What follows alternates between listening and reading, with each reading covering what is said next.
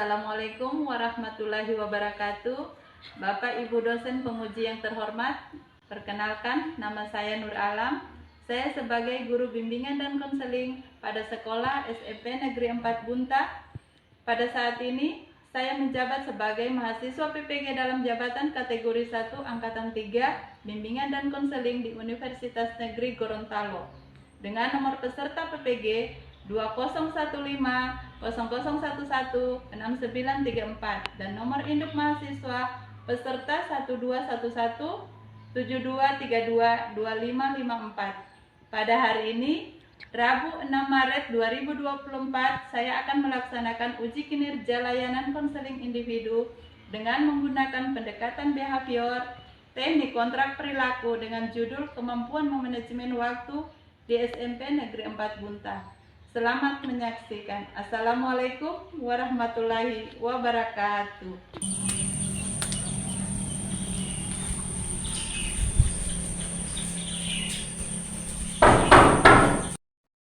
Ya, mari silakan duduk Nadafa.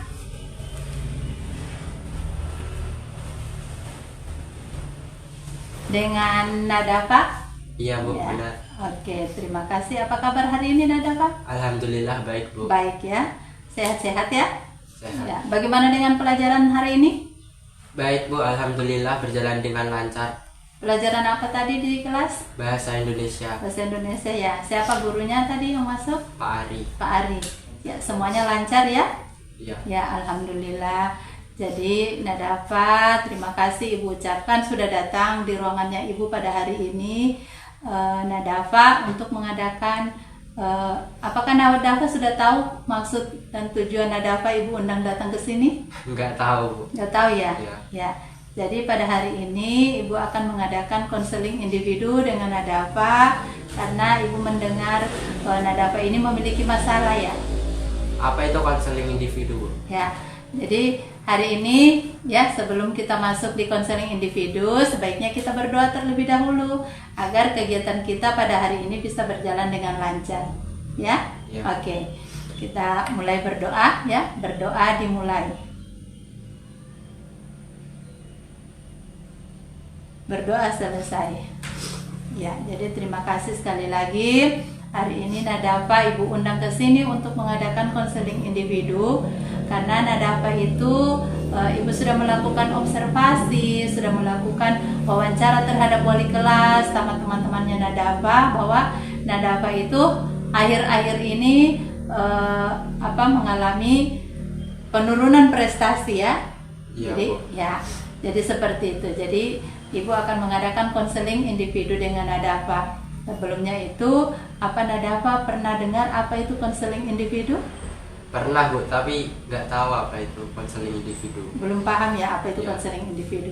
Ya, jadi konseling individu di sini adalah pemberian layanan yang dilakukan oleh seorang konselor terhadap konseli. Konselornya itu Ibu dan konselornya itu Nadafa, ya, untuk mengatasi permasalahan yang sedang dihadapi konseli, ya. Jadi Ibu akan membantu Nadafa di sini untuk menyelesaikan permasalahan yang sedang Nadafa hadapi saat ini. Bisa paham? Bisa Bu. Ya. Jadi memiliki tujuan, ada tujuan konseling yang harus kita capai.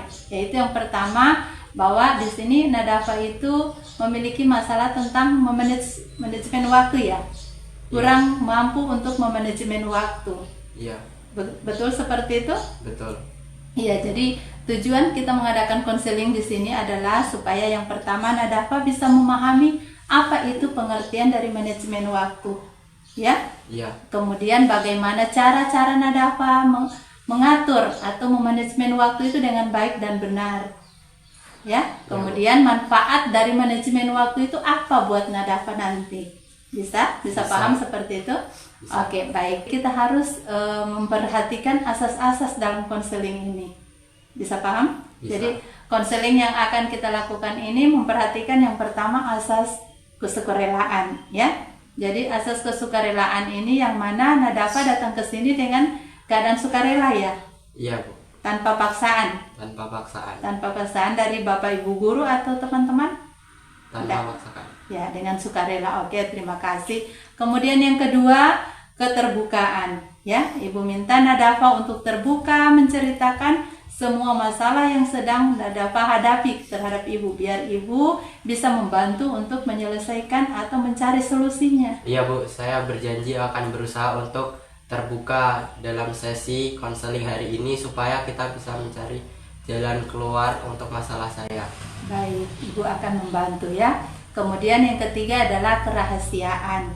Jadi konseling individu ini dilakukan antara konseling dengan konselor. Jadi Nadafa Ibu minta untuk menceritakan semua, terbuka semua masalahnya terhadap Ibu, ya, tidak usah takut, dan rahasia ini akan Ibu jaga, ya, hanya Nadafa dengan Ibu yang tahu. Ibu tidak akan menceritakan kepada orang lain ataupun kepada guru-guru yang lain. Bisa paham? Bisa Bu. Ya, kemudian yang keempat adalah asas kekinian. Asas kekinian itu adalah asas di mana permasalahan ini adalah permasalahan yang sedang Nadafa hadapi saat ini, bukan permasalahan di masa lalu atau di masa yang akan datang, tetapi yang terjadi pada saat sekarang. Bisa paham seperti itu? Bisa Bu. Ya, oke, baik. Kalau begitu kita akan memperhatikan. Jadi kita mengadakan konseling ini. Jadi untuk itu kita akan masuk pada permasalahan Nadafa, ya. Jadi Ibu meminta Nadafa untuk bercerita. Silakan Nadafa terbuka, ya. Terbuka saja kepada Ibu. Ibu akan membantu untuk mencari solusi atau alternatif dari permasalahan itu. Bisa ya? Bisa Bu. Ya, oke. Silakan apa permasalahan yang sedang Nadafa hadapi saat ini? Silakan. Baik Bu, jadi akhir-akhir ini saya merasa nilai saya tuh turun sekali Bu. Dulu waktu kenaikan kelas 3 saya itu dapat juara 3 umum. Tapi sekarang waktu semester pertama saya bahkan tidak dapat juara umum.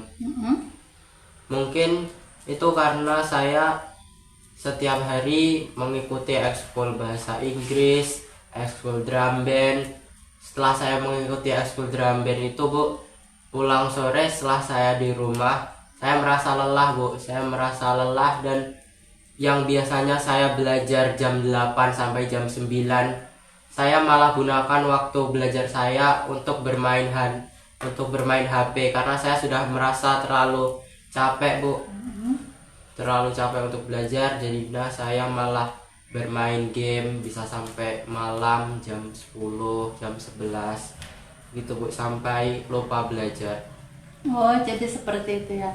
Jadi saat ini Nadafa itu mengalami penurunan prestasi ya, karena terlalu banyak mengikuti kegiatan-kegiatan ekstra di luar. Iya Bu. Ya, sehingga Nadafa itu susah atau sulit untuk mengatur waktu, sehingga pembelajaran atau pelajaran-pelajaran sudah terabaikan. Seperti itu ya. Iya Bu. Ya, jadi permasalahan yang Nadafa hadapi ini, Ibu akan membantu untuk memberikan alternatif atau jalan keluar apa yang seharusnya Nadafa akan lakukan untuk bisa mengatur waktu yang baik, ya.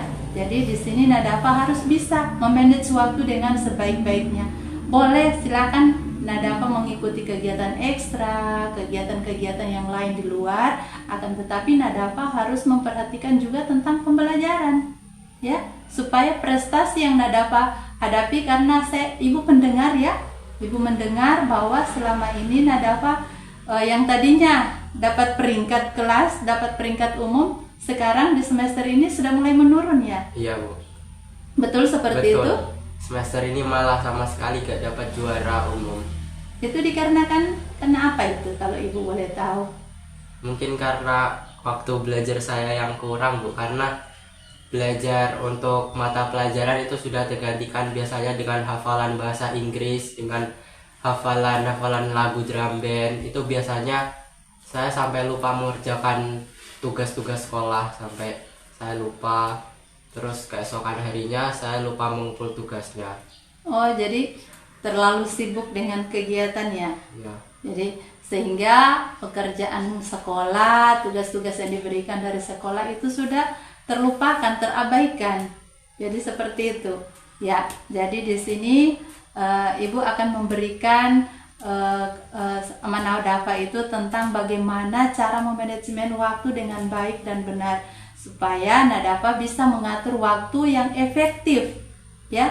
Yang mana kegiatan yang harus Nadafa lakukan, yang mana yang harus Nadafa abaikan terlebih dahulu. Jadi diprioritaskan dulu, ya, kegiatan yang sangat penting dengan kegiatan yang kurang penting, ya. Jadi untuk saat ini apakah Nadafa bersedia untuk Ibu bantu bagaimana cara memanajemen waktu dengan baik? Bersedia, Bu. Bersedia? Ya. Jadi di sini ada video yang Ibu putarkan kepada Nadafa biar Nadafa memperhatikan, ya, untuk bagaimana memanajemen waktu dengan baik dan benar. Oke, silakan menyaksikan. Memenuhi setiap rencana atau tugas, keputusan untuk manajemen waktu sangat dibutuhkan, dari beberapa menit hingga beberapa tahun. Waktu adalah salah satu sumber daya yang tidak bisa direproduksi dan tidak dapat diambil alih. Manajemen waktu di dalam sebuah perencanaan kegiatan merupakan suatu teknik untuk mengatur dan meningkatkan penggunaan waktu secara efektif. Salah satu pengertian dari manajemen waktu sendiri adalah sebuah cara untuk memanfaatkan waktu dengan sebaik mungkin, di mana seseorang bisa menyelesaikan pekerjaan dengan cepat dan cerdas. Namun, waktu adalah perkembangan keberadaan dan peristiwa dari masa lalu ke masa depan. Karakteristik manajemen waktu yang sukses tentunya kita harus mengevaluasi waktu, meluangkan beberapa hari untuk mencatat waktu yang telah digunakan untuk mengerjakan tugas sehari-hari. Kemudian tandai aktivitas yang tidak termasuk dalam kategori tersebut. Meluangkan waktu di awal hari dan di malam hari setiap hari untuk membuat rencana dengan memprioritaskan tugas berdasarkan tujuan yang ingin dicapai. Jika ada proyek besar, bagi menjadi proyek-proyek kecil supaya tidak kewalahan. Bawalah kemanapun agenda atau jadwal agar tetap fokus dan ingat dengan hal-hal yang ingin dikerjakan. Belajarlah untuk mengatakan tidak dengan cara yang sopan. Hal ini berlaku untuk menolak pekerjaan atau aktivitas tambahan yang tidak sesuai dengan tujuan kamu. Bergabung dengan teman-teman hanya karena merasa tidak enak dapat menghabiskan waktu berharga kamu yang lebih baik digunakan untuk mengerjakan tugas-tugas penting. Istirahat yang cukup. Beristirahat merupakan hal yang penting bagi setiap manusia. Buatlah jadwal untuk beristirahat dan menjadikan pikiran. Rencanakan olahraga yang teratur, masukkan ke dalam rutinitas harian atau mingguan kamu supaya tetap sehat dan bugar. Kalau kita memanajemen waktu dengan baik, hal itu dapat membuat seseorang menjadi tepat waktu dan disiplin. Seseorang menjadi lebih rapi atau terorganisir, meningkatkan moral seseorang dan menjadi lebih percaya diri, serta dapat mengurangi kadar stres dan kecemasan. Tapi, seandainya kita mengabaikan hal tersebut, muncullah dampak manajemen waktu yang buruk, seperti penundaan, kurang tidur, kurang berenergi, tidak tepat waktu, terburu-buru dalam mengerjakan sesuatu, bahkan waktu kerja dan hidup yang tidak seimbang. Ketika kamu sedang mengerjakan satu pekerjaan dan fokus kamu teralihkan ke pekerjaan lain, cobalah untuk tidak teralihkan. Hal ini akan menimbulkan pekerjaan yang tidak selesai dengan baik dan menghambat produktivitas. Hal terpenting dari manajemen waktu yang mudah, menyenangkan, dan dapat dipelajari adalah mempraktekannya secara langsung, dan bukan hanya dengan teori maupun duduk di sebuah seminar. Manajemen waktu ada dalam kendalimu. Jika kamu akan mengelolanya dengan baik, maka dapat menciptakan peluang yang sangat besar, karena pemanfaatan waktu dan efektivitas merupakan penanda utama untuk sukses. Ya, oke. Jadi Nadafa sudah menyaksikan tadi tentang video bagaimana cara memanajemen waktu dengan baik. Kira-kira apa kesimpulan yang Nadafa ambil dari tontonan video tadi? Yang dapat saya simpulkan dari video ini mungkin seperti waktu itu sangat penting.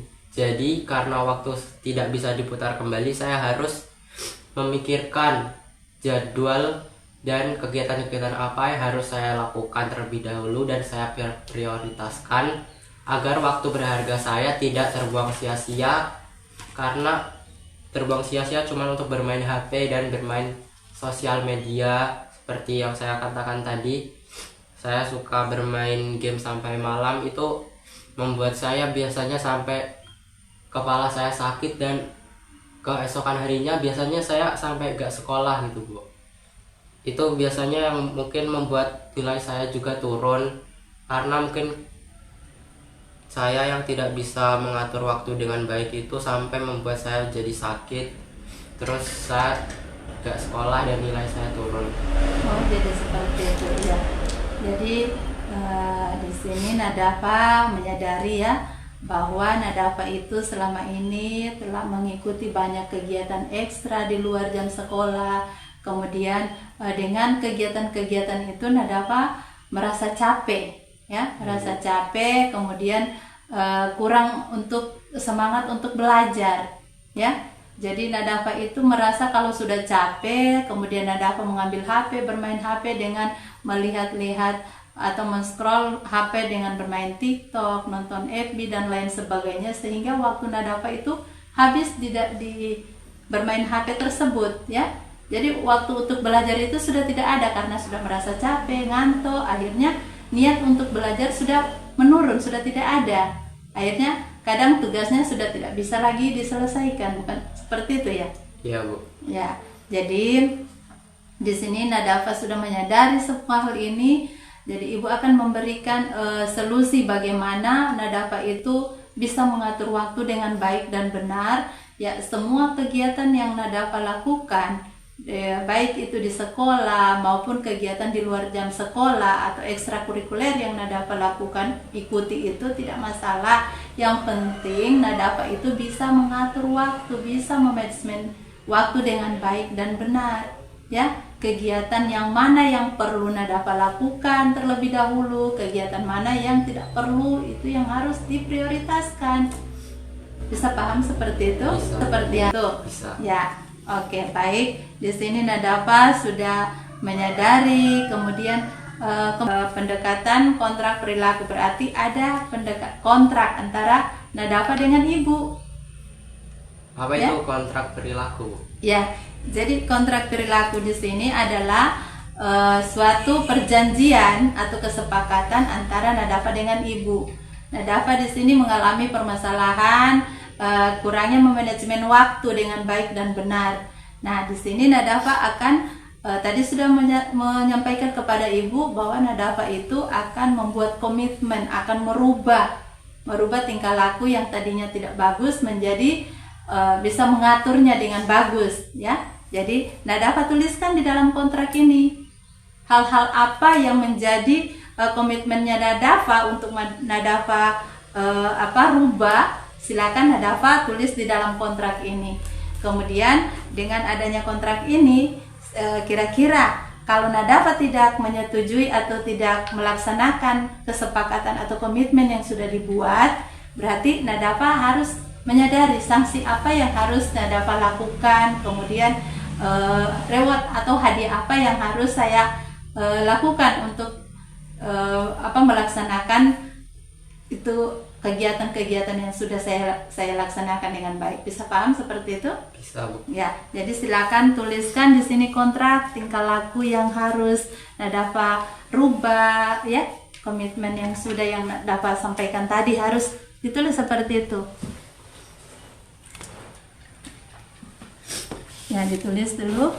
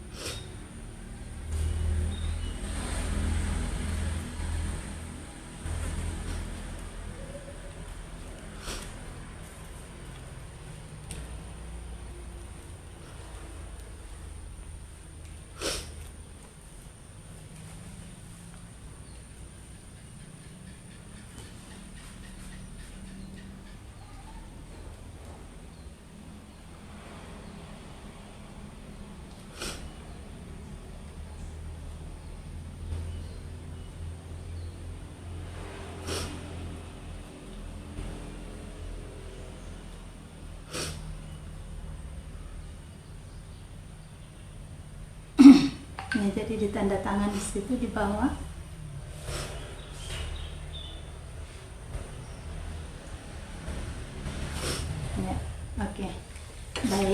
Jadi kontrak perilaku ini sudah Nadafa lakukan. Jadi hal-hal apa yang Nadafa akan rubah dalam tingkah laku? Boleh dibacakan, Pak?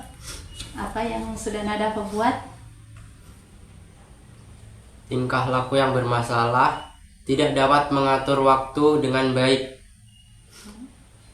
Tingkah laku yang saya inginkan dapat memanage waktu dengan baik dan efisien agar dapat menunjang produktivitas saya dan membuat ranking saya naik lagi.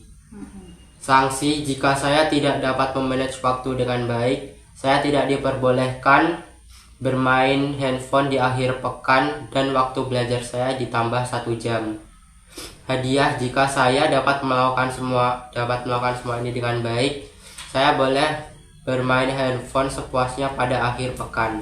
Ya, oke. Berarti ini sudah komitmen kontrak ini yang Nadafa tulis, berarti antara Nadafa dengan ibu. Jadi ibu akan mengobservasi, ibu akan memantau perkembangannya, apakah komitmen ini atau tingkah laku yang Nadafa rubah ini sudah dilaksanakan atau tidak. Ibu akan melihat setiap harinya, ya, bisa paham? Jadi sebelum ibu mengobservasi, Nadafa harus melapor ke ibu apa sudah yang Nadafa lakukan dalam sehari.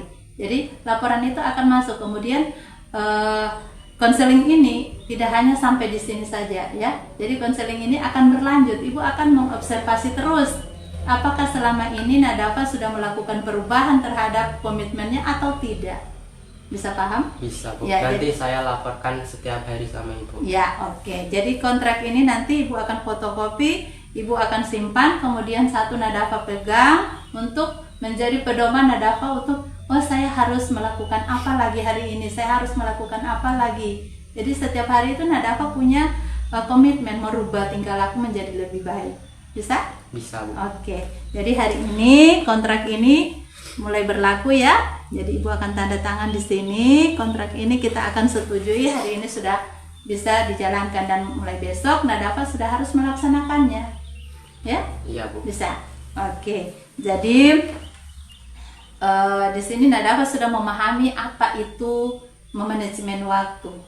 Bisa, ya? Bisa. Ya, seperti apa ibu ingin dengar tentang pemahamannya, bisa menyimpulkan tentang konseling yang sudah kita lakukan pada hari ini.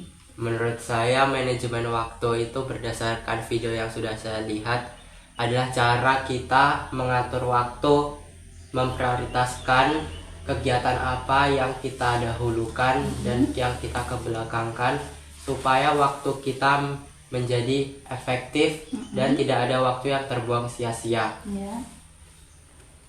Baik, itu kesimpulan saya tentang apa itu manajemen waktu. Oke, baik. Jadi Nadafa di sini sudah menyadari dan akan membuat suatu pengaturan waktu dengan baik dan benar sesuai dengan kegiatan yang Nadafa lakukan dengan memprioritaskan mana yang lebih penting dan mana yang kurang penting. Oke, baik. Nah, setelah itu kira-kira Nadafa apa yang ada di pikiran atau apa yang Nadafa rasakan setelah kita mengadakan konseling pada hari ini? Ya, tentu saya merasa jauh lebih baik karena saya sudah mendapatkan jalan keluar dari masalah saya, karena ibu juga sudah memberikan saya pencerahan dan nasihat-nasihat supaya saya menjadi lebih semangat lagi untuk belajar dan mengatur waktunya. Oke, baik. Terima kasih. Kalau begitu Nadafa sudah mau merubah tingkah lakunya menjadi tingkah laku yang lebih baik dengan mengatur waktu, dengan memanajemen waktu dengan lebih baik supaya prestasi Nadafa bisa kembali seperti semula, ya. Jadi tidak masalah, ya, Nadafa mengikuti semua kegiatan asalkan bisa memanagenya dengan baik dan benar. Bisa paham? Bisa. Ya, komitmen apa yang harus Nadafa lakukan untuk melakukan atau memanage waktu dengan baik menurut Nadafa? Mungkin saya harus membuat komitmen untuk membuat jadwal dan membuat jadwal yang tentunya efisien dalam belajar saya. Ya. Terus ya sangat bagus, ya. Jadi komitmennya itu harus mengatur jadwal. Jadi hari ini jam sekian saya harus ngapain, kegiatan apa yang saya harus lakukan. Jadi diprioritaskan dulu mana kegiatan yang penting dan mana yang kurang penting, yang tidak masuk dalam jadwal. Jadi kalau kegiatan yang kurang penting itu jangan disia-siakan hanya untuk bermain, main HP atau jalan-jalan sama teman. Dimanfaatkan waktu dengan baik untuk belajar, kemudian membaca materi-materi atau mengerjakan tugas-tugas yang belum dilakukan atau yang belum dilaksanakan. Bisa paham seperti itu? Ya, jadi Nadafa di sini memiliki komitmen untuk merubah, ya. Jadi Nadafa sudah punya komitmen ingin merubah apa yang selama ini menjadi masalahnya Nadafa, ya, itu akan dirubah secara pelan-pelan, ya. Dirubah secara pelan-pelan dilakukan dengan memperhatikan atau mengatur waktu dengan baik dan benar agar supaya prestasinya bisa seperti dari awalnya, ya. Karena penurunan prestasi itu Nadafa itu karena terlalu sibuk dengan berbagai macam kegiatan, sibuk dengan berbagai macam permainan, akhirnya waktu belajarnya sudah tidak ada. Betul ya, seperti itu? Iya, betul, Bu. Ya, baik. Jadi kalau Nadafa sudah menyadari semua itu, kemudian Nadafa sudah membuat komitmen dengan Ibu, di sini Ibu akan melakukan yang baik, terima kasih. Hari ini Nadafa sudah melakukan konseling individu dengan Ibu, sudah mendapatkan jalan keluar alternatif masalah yang Nadafa hadapi. Semoga nanti pertemuan berikutnya Ibu akan bisa melihat perubahan-perubahan yang terjadi yang sudah Nadafa buat, ya, terhadap Ibu. Jadi Ibu akan melihat perubahan itu apakah sudah dijalankan atau tidak. Ya, bisa paham? Bisa. Ya, oke, baik, terima kasih. Sebelum kita menutup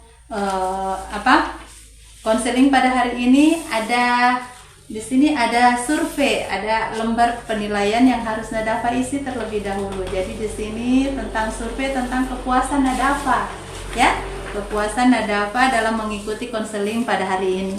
Jadi di situ dibaca baik-baik, jangan lupa tulis namanya. Kemudian dibaca pernyataannya, kemudian bagaimana perasaannya Nadafa dalam mengikuti konseling pada hari ini. Apakah sudah puas atau kurang memuaskan atau sangat memuaskan? Baik, Bu.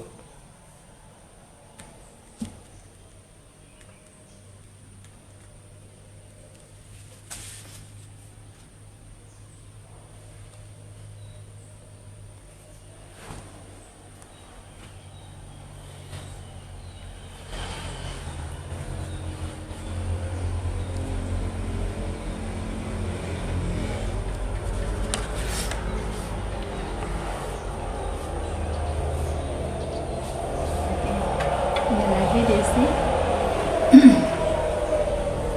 dibaca baik-baik pernyataannya.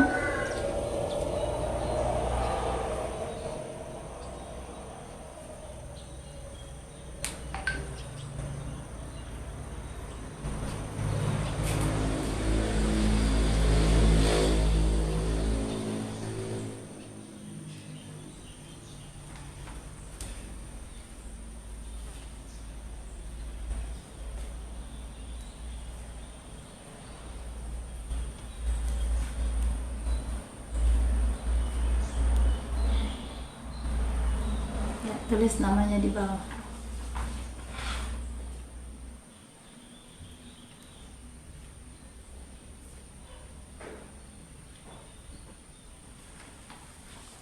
Oke, baik, terima kasih. Nadafa sudah mengisi lembar penilaian di sini, ya.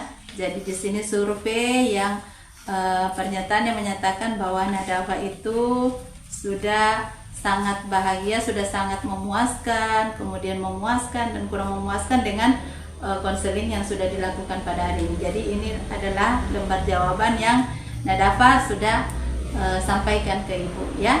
Jadi cukup sampai di sini konseling kita pada hari ini. Ibu harap konseling ini bukan cuma berakhir di sini saja, akan tetapi ada tindak lanjutnya ke depan, ya. Jadi Ibu akan mensurvei, Ibu akan mengobservasi, Ibu akan tetap memantau perkembangan yang Nadafa akan lakukan berikutnya. Bisa paham? Bisa. Ya, oke, baik. Pada hari ini sebelum kita menutup konseling kita pada hari ini, sebaiknya kita berdoa terlebih dahulu agar kegiatan kita pada hari ini bisa bermanfaat. Ya, oke. Sebelumnya mari kita berdoa. Berdoa dimulai. Berdoa selesai. Alhamdulillah ya. Semoga konseling ini bisa berlanjut, kemudian bisa merubah tingkah laku Nadafa pada pertemuan berikutnya. Ya, terima kasih. Terima kasih Bu.